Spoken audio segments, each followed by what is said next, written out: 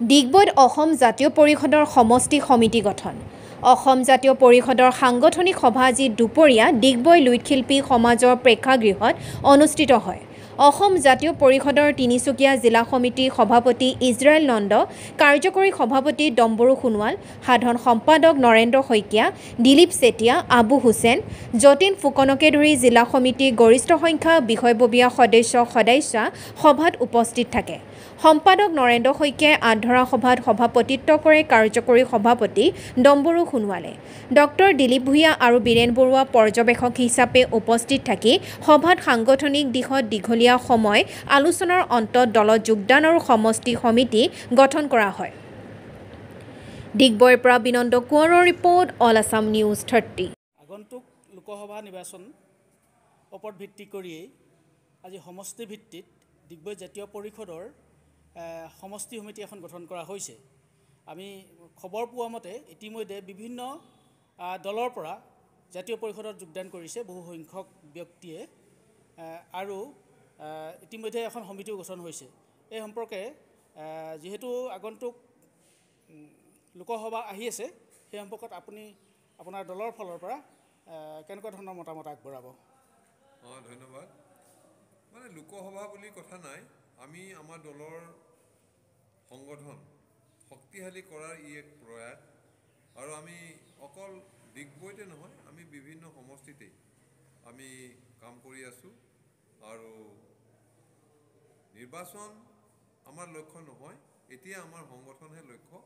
যেতিয়া নিৰ্বাচনত আমাৰ দলীয় প্ৰাৰ্থী যেতিয়া প্ৰক্ষেপ কৰা হ'ব বা দলীয় প্ৰাৰ্থী যেতিয়া নিৰ্বাচনত প্ৰতিদ্বন্দ্বিতা কৰিব, তেতিয়া নিৰ্বাচনৰ কথা আহিব।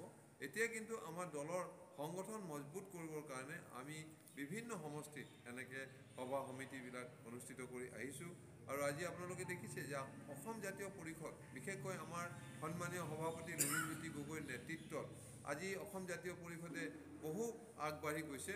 আজিও আমি ডিগবৈ, এই তেল নগৰী ডিগবৈত আমি এইখন সভা অনুষ্ঠিত কৰি সমষ্টি সমিতি এটা শক্তিশালী সমষ্টি সমিতি গঠন হৈছে। আমাৰ ৰাজেন মৰাণক আমি সভাপতি লৈছোঁ আৰু তেখেতৰ দায়িত্ব দিছোঁ সমষ্টি সমিতিৰ সভাপতি হিচাপে। আৰু বিভিন্ন পঞ্চায়তৰ পৰা আহি আজি আমাৰ এই সভাত অসম জাতীয় পৰিষদত যোগদান কৰিছে। গতিকে অহা দিনবিলাকত আমি অসম জাতীয় পৰিষদে অসমৰ একমাত্ৰ আঞ্চলিক দল হ'ম আৰু আমি অসমৰ ৰাইজৰ কাৰণে কাম কৰি যাম। ডিচেম্বৰ 2023 চনত ডিগবৈৰ কাৰণে আমাৰ অসম জাতীয় পৰিষদৰ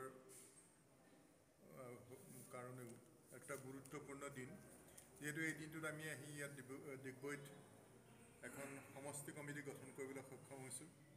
লগতে অন্যান্য বিষয়ৰ লগতে যুৱ সমিতি গঠন কৰা হৈছে, মহিলা সমিতি গঠন কৰা হৈছে। তাৰোপৰি আটাইতকৈ গুৰুত্বপূৰ্ণ কথাটো হ'ল যে ইয়াত প্ৰায় শতাধিক ব্যক্তিয়ে নতুনকৈ বিভিন্ন দলৰ পৰা আহি যোগদান কৰিছে আৰু ইতিমধ্যে সমষ্টি সমিতি গঠন কৰা হৈছে। আমি ৰাজেন মৰাণ দেৱক সভাপতি হিচাপে নিৰ্বাচিত কৰিছোঁ। লগতে সম্পাদক হিচাপে দুজন ব্যক্তি, তেওঁলোক হ'ল